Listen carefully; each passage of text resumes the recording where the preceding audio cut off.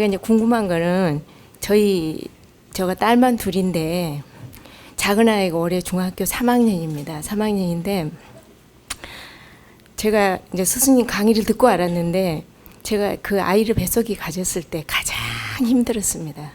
많이 힘들어가지고 태교라는 거를 못했거든요. 내가 너무 힘들었어. 근데 지금 이제 와가지고 애가 너무 힘이 들어요. 저를 너무 힘들게 합니다. 제가 아침에 일어나면 어떨 때는 눈을 뜨지 않고 싶을 정도로 힘이 듭니다. 그래가지고 최근에 이제 우울증 약을 먹고 있는데 최근에 저 시골입니다. 아주 시골에서 서울에 있는 고등학교를 다니겠다고 예술고등학교를 다니겠다고 하도 우겨가지고 제가 일주일에 한 번씩 너무 힘든 길을 옵니다. 오는데 감정이 너무 이렇게 되는 거예요. 아침에 자고 일어나거나 밤에 잘 적에 학교 갔다 와서 그렇고 너무 힘이 들어가지고 어떻게 교육을 시켜야 될지 모르겠어요. 그래가지고 제가 한번 스승님께 여쭤보고 싶어가지고 먼 길을 왔습니다.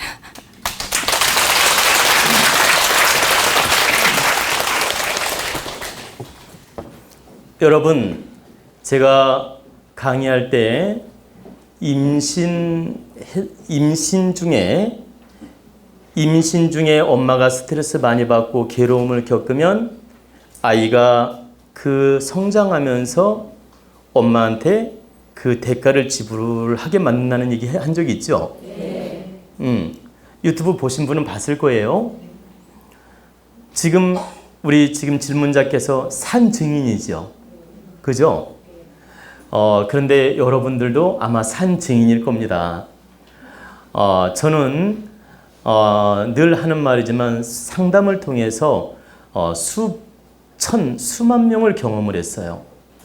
그런데 정말 임신 중에 불안정하고 스트레스 받고 마음고생하고 이렇게 엄마들이 많은 그 괴로움을 겪게 되면 태중의 아이가 그 스트레스를 다 받아서 정말 태어났을 때 어릴 때는 모르는데 성장하면서 그 기질이 나타나요.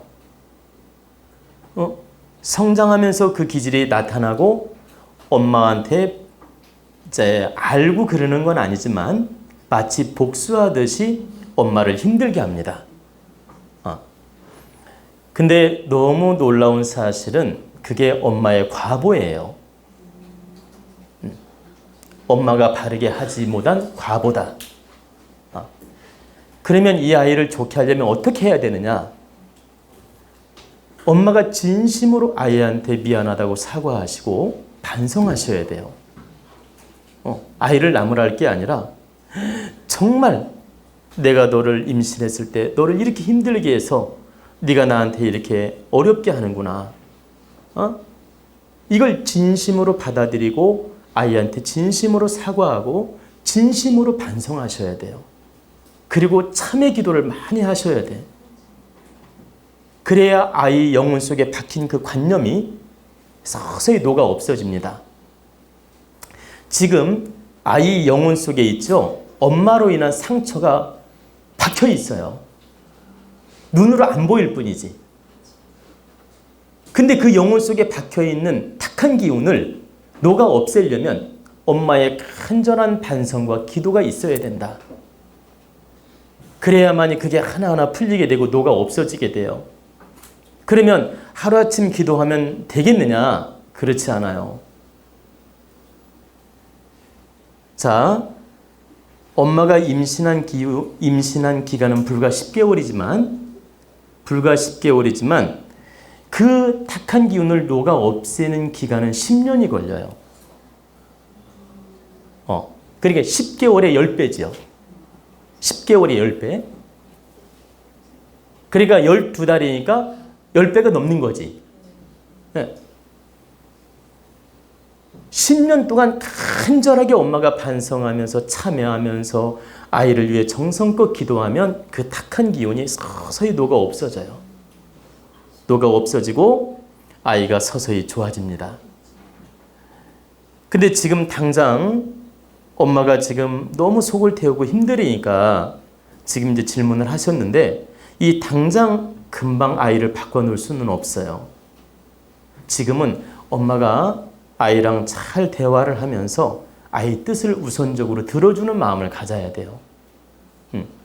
네가 많이 힘들었구나. 엄마가 너를 임신했을 때 이렇게 많이 힘들었다.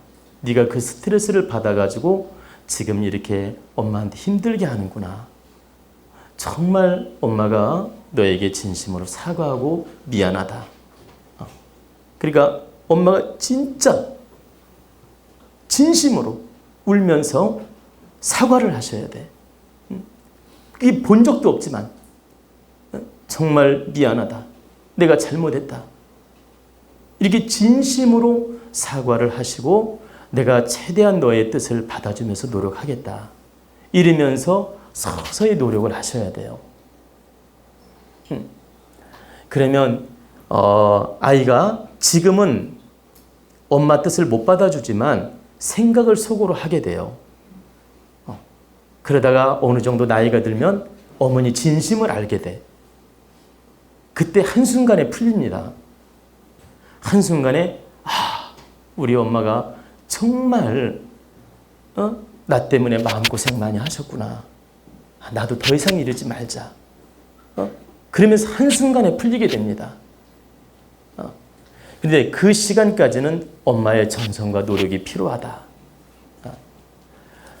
여러분들 지금 아이가 크게 속색이지 않더라도 아이들 마음속에 상처들이 있을 수 있어요. 그래서 아이들 마음속에 상처가 있는지 한 번쯤 돌아보시고 대화를 나눠보셔야 돼요. 저도 바쁘다는 이유로 정말 손님들 만난다는 이유로 정말 바쁘게 살았고 바쁘다는 이유로 제가 많이 소홀한 면이 있었습니다. 제 개인적으로 가정에 소홀한 점이 있었다. 그러면 저는 오해하실까 봐 한 말씀 더 드리는데 무슨 술을 좋아하는 사람도 아니고 노는 걸 좋아하는 사람도 아니에요. 늘 상담하고 늘 기도하고 늘 공부하고 이런 데 시간을 보내면서 바쁘게 살다 보니까 가정을 미처 아주 세밀하게 돌아보지를 못했어요.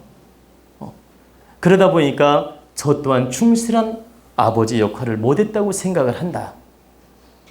그래서 지금도 제가 20년 전으로 돌아가라고 하면 많이 반성하고 잘할 것 같아요. 근데 지금 돌릴 수 없으니 지금이라도 제가 반성하고 노력을 해야 되겠다. 이런 마음을 갖고 있습니다. 제가 왜 이런 이야기를 하냐면 저는 수행자고 도를 닦는 사람이다 보니까 사적인 일에 집착을 하지 않고 살았어요. 그리고 제가 앞으로 큰 이념을 펼치고 나라를 위해 국민을 위해 노력하려면 이 사사로운 감정에 매이면 안 되겠다. 이런 마음으로 대의명분으로 살다 보니까 부족함이 있었다라는 거예요. 그러다 보니까 자연적 저 또한 부족함이 나타날 수밖에 없었다. 그래서 세월 지나서 돌아보니까 그때는 잘한 줄 알았는데 이렇게 20년 세월이 훌쩍 지나고 나서 돌아보니까 참 부족함이 많았구나.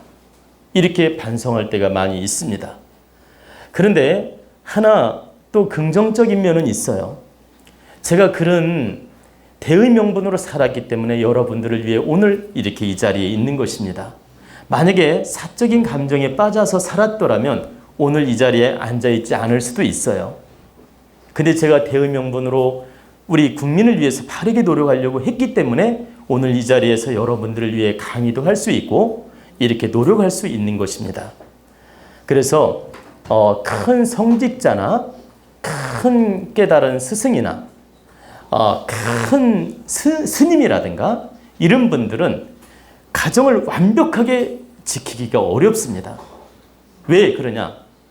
공익적으로 큰 기운을 써야 되기 때문에 완벽해지기가 어렵다.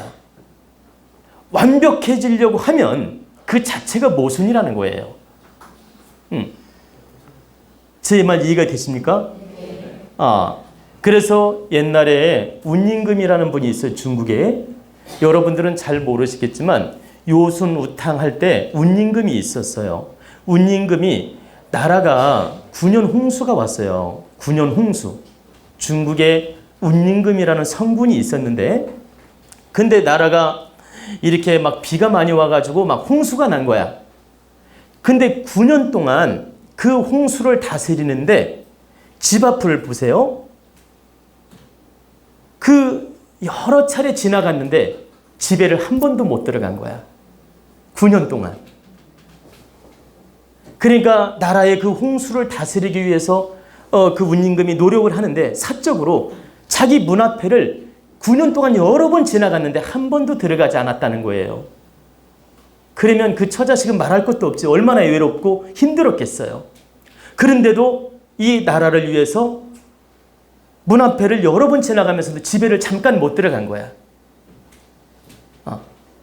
이 공익적 삶이라는 게 바로 그런 거예요. 그래서 저는 한편으로 반성도 하지만 한편으로 제가 대의 명분을 가지고 살다 보니까 또 그럴 수밖에 없었던 이유도 있다라고 제가 말씀을 드리는 거예요. 근데 이제 우리 가까운 가족들은 저의 마음을 이해할 수도 있고 다 못할 수도 있어요. 그러나 세월 가면 제 진심을 다 알게 될 거라고 저는 믿습니다. 그래서 지금은 과거를 후회하기보다는 내가 앞으로 더욱더 그 희생을 치른 것만큼 앞으로 더 바르게 우리 국가와 국민을 위해 노력을 해야 되겠다. 그래야 우리 가족이나 자손들이 더 빛나게 그 공답으로 잘 살 수 있다는 걸 저는 믿습니다. 그렇기 때문에 앞으로도 공익적으로 바르게 노력을 할 거란 얘기입니다. 아시겠죠?